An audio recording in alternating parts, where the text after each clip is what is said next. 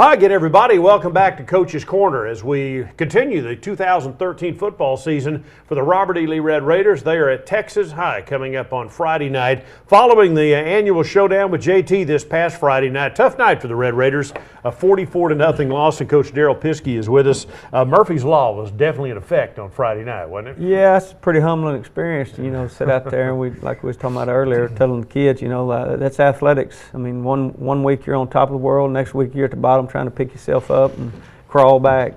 What'd you tell them? I mean, what do you say after a game like that? Well, really just understanding the mistakes. I mean, like we told them at halftime, you can't turn the ball over 5 times against the old coaches in here. We'd beat your tails. So ball security, we emphasize in practice and, do some things, but it's got to be something we become conscious of until you get to the habit of carrying it in the right position. And then really it's just, you just got to pick yourself up, realize that you're not that good. You're only as good as your next game, so you got to just go back to work and stay humble and just go to work. And the heck of it was, I think you turned the ball over in every way you can turn the ball over, didn't you? Yeah, you couldn't get any rhythm offensively. Every time we'd have something happen and have some big plays, we'd just start with the opening play, the opening kickoff. We have a guy that was assigned to the kicker, and he runs right up to the kicker, and then just for some reason or another just stops and don't block him. Well, that's a kid that stops us from running back for a touchdown. So it's a whole different ball game. If that kid continues on and does what he's coached to do and blocks the kicker, we run it back touchdown. Now it's 7-0 us. So momentum's a big thing in athletics, and we never got it. And when you get your two maybe most important offensive players are both 10th graders, your quarterback and your tailback. Did the youth show itself Friday night? Well, I don't really. If I knew what it was, I'd be pretty wealthy because it happens all over the world in athletics at all levels: high school, college, pro. Sometimes they just go out there and they go bonkers, and you get your tail beat. And so, I don't really know what it was. I think they're pressing, a little bit, trying to do too much. Big crowd. That's right. First time really to experience that. And so, we can guess what it was, but I think, nobody really knows, including them. John Tyler has a chance to be really good this year, don't they? Yeah, and we knew that. I mean, we said before, they're big up front defensively. They run well. Their secondary is really good. Their offense, they've corrected the bad snaps. Their O-line did a really good job. Gio's going to be really good. Got fast receivers. We said if we didn't fit right and didn't tackle, they'd go to house at any time, and then you turn the ball over and give them short fields, you really put yourself in a bind. Now, after a game like that, I guess coaches have different philosophies, but I've heard it said sometimes you get after them after wins and you go easy on them after losses. I mean, as a coach, how do you approach following a game? Well, really, you can't beat them up. I mean, they're pretty devastated. They got they were out there too. They were just embarrassed as I was, and the coaches were, and they didn't mean our to fans fumble. were. That's right. That's what we talked about on Saturday. Everybody played as hard as they could play. Now, did we play as smart as we could play? Did we play as good as we could play? No. But everybody gave 100% effort. And so, what you got to do is just realize that sometimes things aren't going to go your way and you're going to make mistakes, but you got to go back and try to correct those and alleviate those and not make the same mistakes twice. What about injuries after a game like that?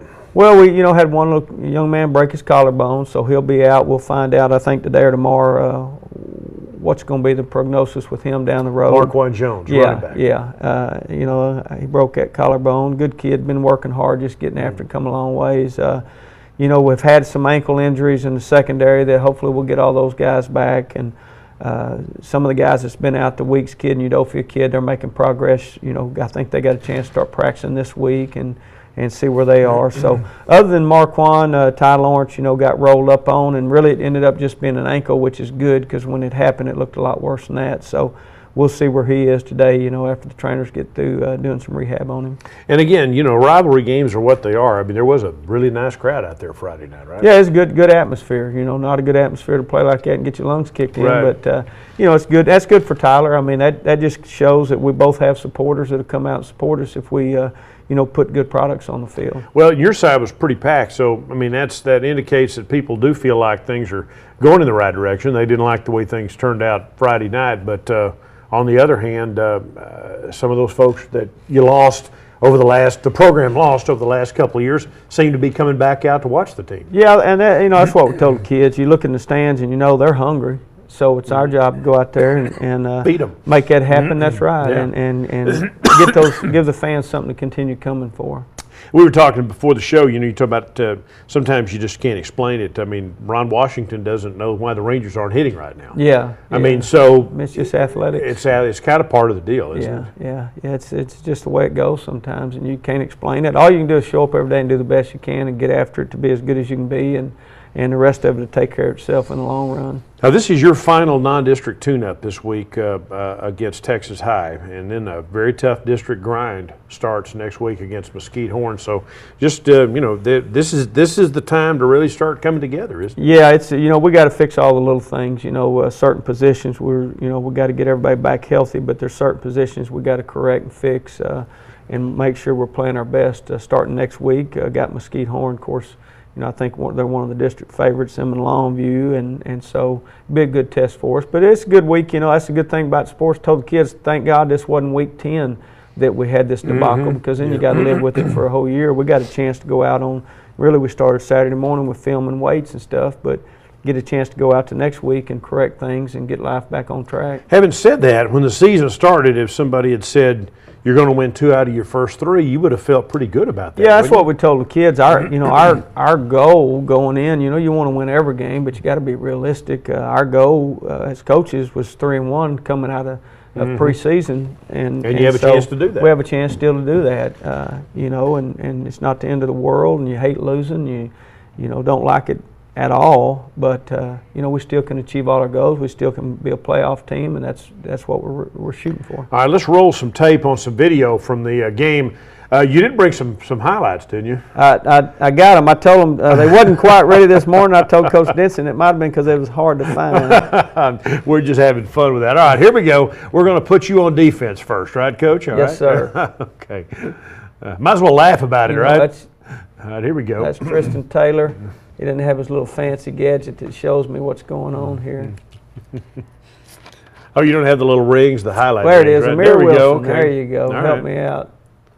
Amir, by the way, that kid's playing on both sides of the ball. Yeah, he is. He's with some injuries, he's having to really fill a couple of roles there. It cramped up. He'd had some teeth removed during the week, and had one day of practice where he just got dehydrated, and then he cramped up during this game. So we can't afford a whole lot of that going on.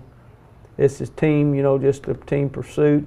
Defense, really, we put them in a bunch offensively, and they did a pretty good job of holding us in there, and we just never could get out of our offensive debacle. And then JT'd make a big play. That's right. After they were in a hole. Right? Yep. And they got them. They got guys that can go to the house at any time, and you just can't continue to put your back against the wall like that. Okay, they were on a drive here.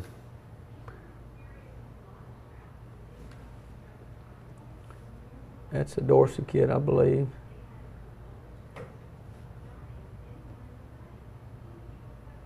Dorsey or Derman, I remember the play, but I can't remember who made that play. By the way, the young sophomore linebacker Dorsey he's played well these first 2 games. He's done a pretty good job. He's plugged up in there. I think this might have been Derman looking at where he's coming from. Oh, Josh Bias, well, believe it or not. Okay. Neither one of us know.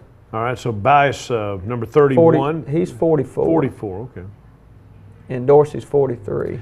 There you go. Bias is a junior, He's a junior. He'd had some injury problems early on, didn't he? He had a concussion, right? had to sit out the Lufkin game. Again, the defensive front getting after him pretty good here.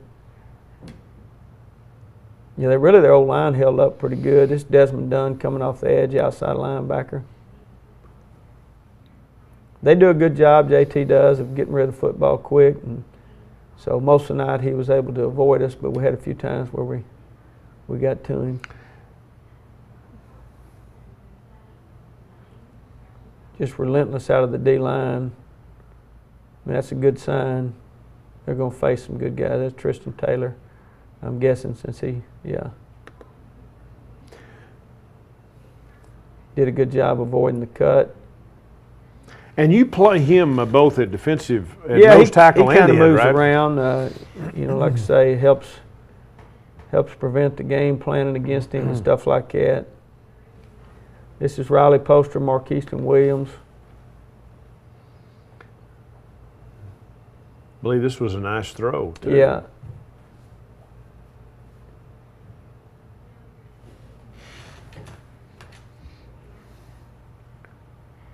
Marqueson does a pretty good job. Both those inside guys are pretty hard to bring down. We got to do a better job of getting them the football in as much space as we can get it to them in.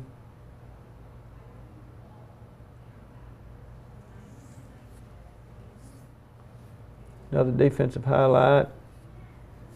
Trying to throw the screen pass, Yeah. never got a chance to do it. Yeah, a couple times they swung that back out there. Desmond did a great job of capping it and recognizing it, and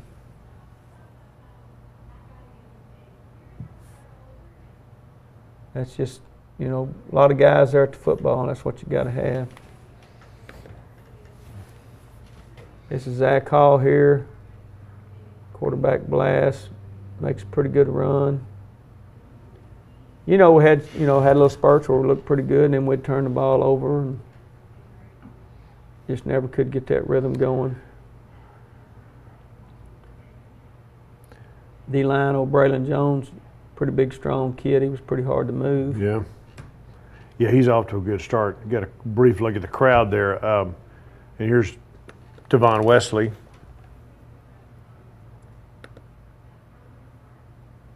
Tavon does a good job running downhill.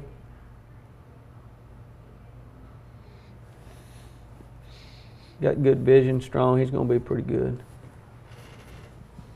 We got to put a few wrinkles in where when he gets to rolling, we can just feed him and O-line does a pretty good job of staying on him. Rendon's battling Big Jones. Back on defense.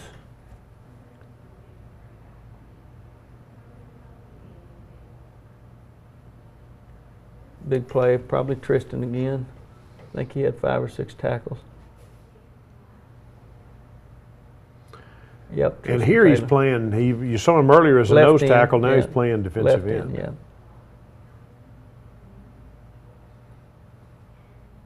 And that's got to be all the time out of Tristan. He's, like I told you before, in the spring we couldn't block him. Pretty disheartening in the spring. Antron Henry, nose guard, does a good job using his hands, getting off the block. Edom Asanansi falls in on that. Good to have him back. He'll be 100% this week. He had that ankle. That's probably Tavon again. He and Zach both, they get yards after the initial contact. Yeah, that's right. And part of what you're going to miss with Marquand Jones, you sort of had a thunder and lightning thing right. going there with That's those two right. guys, right? And we'll have Banks and Kewan Johnson. Those guys have to step up. And with Banks and Tavon, it'd be more like thunder and thunder. I don't know if there's any lightning in there, but well, thunder's a good thing. yeah, that's sometimes, right. isn't it? You know, Zach could have a good run like this, and then not long thereafter we'll fumble it. And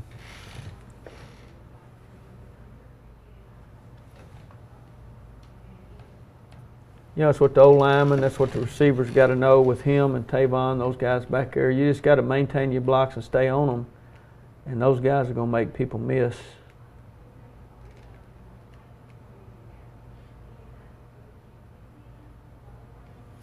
That's a great run. Yeah, he's pretty loose. I mean, you look, Paxton Potter downfield still blocking, so. Now this is either post or a car in a quarterback I think this here. is post. No, that's a car in here. It looks like. That's Bryce Wilkerson there. And Bryce is fast. Not many kids can catch Bryce, but Yeah, they've got some that can. yeah. So. Well, good for their kid for he didn't give up on the Yeah, play. that's right. That's right. Yeah, we'll have to continue to improve our speed factor overall. That's, of course, got some good blocking on the edge. Bryce does a good job. There's receiver downfield trying to block.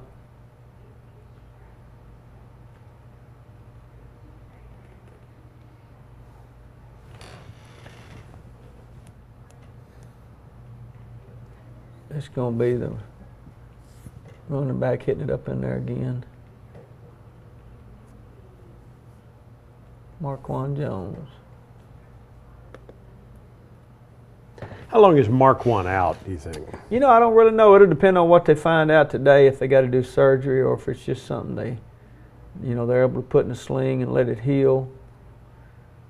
I know when I broke mine, it was like 3 to 6 weeks, but I didn't have to have surgery. They just set it, and so we'll know more today. Well, 6 weeks would take him out for most of the rest of the regular season, Yeah, wouldn't it? yeah. And he's come so far, you know, just.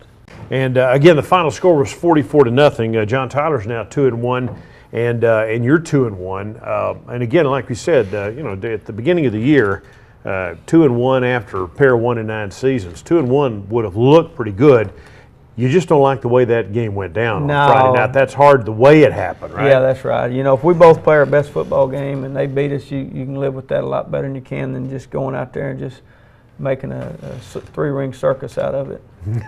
Was that what it felt like? That's what it felt like. And there, you know, I was a ringmaster that couldn't do anything about it. I thought the elephant was going to run over me or something. But yeah, it was really, it leaves a bad taste in your mouth. So, you know, I know we got Monday through Thursday to go get ready for Texas High, but I'm hoping the kids are like us old guys. We can't wait till Friday to get here and try to get that taste out of our mouth. All right, let's. Texas High is a team that they were your one win last year at home. They went on to have a playoff season, but not a particularly good year. What do you know about Texas High? Well, they're Texas High. They got, you know, good running back. O-line gets after it. They're going to have speed. They would have won the state championship in track. They didn't get disqualified in the 4x2 relay, the 800-meter relay. So we know they're going to have a lot of speed. They got a big old receiver out there that they're going to throw it to.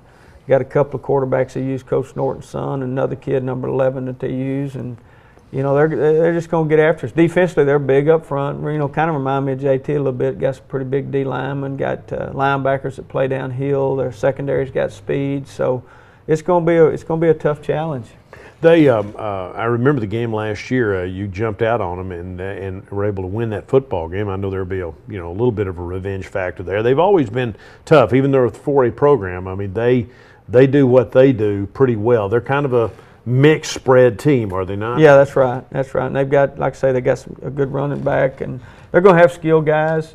They've got linemen that's got good size on them and stuff like that. And you know, they're used to winning over also. I mean, I know I've watched them a lot of times in the playoffs. Before I came over here, winning football games, playing Waco Midway, I think, down the road some, and doing things like that. So Coach Norton, they've got a good program, and they're going to come. You know, they're not going to just feel sorry for us because we've got our lungs kicked in, and we're going to have to, you know, rise up and do something about it on our own. Ever been to that stadium? No, I haven't. Kind of in a tight little neighborhood, right in you know, one of those old style stadiums. Yeah. Been renovated. They've done some stuff to it. Grass field. Yep. Do you like playing on those grass fields? Well, you know, depends on the weather. You know, Yeah. you know, I know if it's a sloppy night and a muddy night, and it's not much fun, but otherwise it's okay.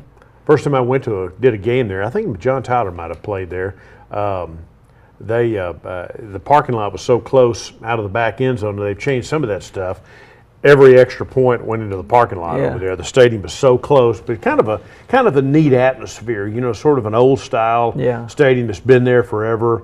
You know, kind of what Texas high school football is all about, really. Yeah, yeah. It you know, they look like, looking at the turf on film, looks like they do a pretty good job maintaining it. Yeah, it's in great. Good shape, and you know, they played Arkansas High and then Liberty Ilu, and so you know, they're 2-0 and rolling. So it's going to be our job to go over there and kind of overcome all that and just play good football. I shouldn't be making fun of this, but they wear, you know, orange and white. They got that Longhorn, that T on the side. They look like Texas. Well, You're kind of hoping they play like that. Yeah, that's Thank right. you for finishing my joke. Yeah, I knew where you're going with that. But no, they, you know, yeah, but you know, you'd hope they go over and just. But you got to expect their best and be ready. All right, let's talk a little bit about, since we've got a little time here, just some of the other programs. How's your freshman team doing? They're doing well. You know, the other night they got their lungs kicked in, but you know, they're doing good. It's just a process with those freshmen. Just like this sophomore group that we got that we feel like is pretty good. I think they were 1-2-1 last year coming out of preseason. You know, and so it takes us a little while because of the lack of familiarity with the kids, and you know, they've all played at different spots and done that kind of thing. So just figuring out where to put them and what fits them best. And, I think it was like week 4 last year till we figured out, hey, we might need to put that Hall kid in the gun and spread them out and let him go. Yeah. And so it's the same process there. The JV won the other night. We just had one JV game the other night, and they won. So there's some kids down there that show some signs of life. And so it's just been kind of, it's just a process, and overall just trying to get them all winning. Now, do you have 2 freshman teams, or are you just playing with one? We have 2 freshman teams. So when do they play? Talk about who they play and when they play. Well, they'll play, typically it depends on, who we're playing, but they'll typically, the white team will play the first game. I think last week is at 4. I think this week it might be at 5. I have to look on the rank 1 on our website. But then the red team will play after that. The JV team, typically the freshman follows us. So if we're at home, they're at home. If we're away, they're away. A little different this week because last year we all went over there. Now they're all coming over here. I'll have to go back and look, but I think we've got the freshman 2 games going to be on our campus starting at 5 o'clock. And then the JV, I think, starting at 5:30, going to play at Rose Stadium, kind of split it up. We got a JV white team's going to go to Fairfield and play over there. So we try to have 2 JV and 2 freshmen when we can, get as many kids playing as we can get. I was going to say, because that's really what you're trying to do. You're trying to get these kids as many reps. The last thing you want them to do, if possible, is have them standing on the sidelines. Yeah, that's right. Nobody wants to come out there at practice all day in the heat and get your head knocked in all day and then not get to play on Thursday night at least. So. We try to have 2 JV teams and 2 freshman teams as much as possible. And during the week, your scout team, in order to be good, you got to get a look at the opponent. So who gets to be your scout team? Well, typically that's your JV kids. It hadn't changed since you and I had gone through school. We'll go against each other some on the varsity, good on good kind of deal, but. Most time it's your JV guys over. And that's what we tell them, if you're over hiding, then we're probably not going to notice you. And that's where those guys that think they belong on the varsity, where they can prove it to us, Monday through Thursday, going over and line up and running over our guys or blocking our guys or tackling our guys, whatever it takes. But, that's good for those guys to earn their stripes. So what's your philosophy on that? Do you generally try to put the juniors, if at all possible, in the varsity, but sometimes not? Is that no, really, to me, it's just if you're good enough to play on the varsity, I don't want you up there sitting, and I always I get to use a good example. I always get to tell them about myself. I go, heck, my coach told me my junior year, he said, hey, you can come up on the varsity and sit the bench, or you can play on the JV and get better and have a chance of playing next year. And I just said, Coach, I just want to play, play football. I don't care where you put me. So I played on the JV, and, it's a humbling experience. But like he told me, he said, hey, the next year you could be on the field all the time, and your buddies that are up there making fun of you, they may still be on the bench because they're not going to get any playing time. And it worked out like that. And so I just try to tell them it's just all about playing and getting better. We got to swallow our pride sometimes to look at the big picture. And folks don't realize that your coaches don't just coach the varsity. I mean, your guys, they are there with those freshmen. Just who gets to work weekly with the freshmen. We go out. Our varsity guys, they go out with the freshmen. We try to split it up, work offense one day, defense the next day. Right now, what we're doing, we're taking the freshmen. We're going the red team's working with the varsity defensive coaches. The white team's working with the offense coaches, and flip it the next day. And then, of course, the varsity coaches, they work the JV out and do all that there with us. And you just have to, just to try to get them as much coaching and get them as good as you can get, because they're our future coming up. Now, the 9th graders actually have their own separate practice by and large, don't they? Yeah, they practice. They start during that 9th period. They start, and then we'll go out there and work with them. And then about a little after 4, we'll go in and get ready for our practice. And the freshman coaches, Coach Howard and Went and those guys, will take them over, and Herring, and take them over to another field and continue their practice. But the JV guys are pretty much on the field with the varsity the whole time, right? Yeah, that's right. They're out there at the same time we are. They've got the 5th period athletics. During that period, we'll try to get them some individual work separate from the varsity. And then a lot of times after practice, we'll keep those guys after and get some Team O, Team D kind of deal. Beat those kids up pretty good, though. That's a workout. Yeah, I've got one in the JV program. He comes home sore. Yeah, that's right. Which is good. Yeah, it makes him go to bed, and he's no trouble. Yeah, right? He's quiet. He's quiet. Yeah, he's always quiet. But some of them, that's the deal is they just they got to get their work in. Sure. They got to be able to try to improve. And if they're going against the varsity, that's going to help them a bunch on Thursday nights. All right, so now you're looking ahead and just the schedule for this week, and then you got a road trip to Texas High coming up. And just talk a little bit about how the schedule worked out this week. Well, you know, that's the deal. I think it's about 2.5 hours. Somebody asked me this morning what time we were leaving Friday, and I said, heck, you know, I hadn't figured that out yet. So I guess when I leave here and go back over, we'll start working on that, you know, trying to figure it out. You ever driven there from here? Yeah, we went and scouted over. Okay, right. Sulphur Springs was scrimmaging Liberty Island. Okay. And so we went over and realized how. There's no easy way to get there. No, there's not. There's a good catfish place. I don't think we're going to get to stop there on the way to the game Friday, yeah. on the highway there. But yeah, it's a different. That's kind of neat thing about coming out here. I'm getting to see some other parts. It's pretty heading over there, so I hope it's pretty heading back. You're kind of getting a little taste of East Texas history because Texas High was part of the district for many years. Yeah. Lufkin, Texas High, Marshall, that whole, and it was a great district. That's it right. really was. Yeah, there's some good football out here. And it's just too bad we don't have that district anymore. Yeah, Wouldn't that be fun to be able to do that again? All East Texas district. Yeah, that would be that'd be a lot of fun. Problem is there's not any weeks off. You know, it's because they're all good. They've all got talent and they're all well coached. So every week is a battle. Would you? What do you think the chances of that happening again? I mean, I don't know that Texas High is ever going to be big enough to be a 5A again. No. Marshall definitely not. Yeah. NAC probably not either. No, the good news is with UIL, what they're talking about this year is once the numbers come out and they do that snapshot day, they're in October. Which is in October next month, right? And they talked like they're going to post the numbers, so we can at least kind of have a chance at figuring it. Before, it's just been a big mystery until you know, when they hand you that packet and you open it up, start looking. But I think it sounds like they're going to give us a little heads up by posting everybody's numbers, and that would help a bunch where we can kind of figure out on scheduling, you know, looking at the numbers and who may be in our district, not in our district, and so we can start working on that schedule for next year. What do you expect on Friday night from Texas High? Really, I expect just the best they have. You know, we can't go in there thinking they're going to give us anything. We're going to see offense that's going to run the football. You know, when in doubt, they're going to line up and run the football. They got that big receiver. They're going to throw the fade ball on us, so we're going to have to be ready for that out of our corners.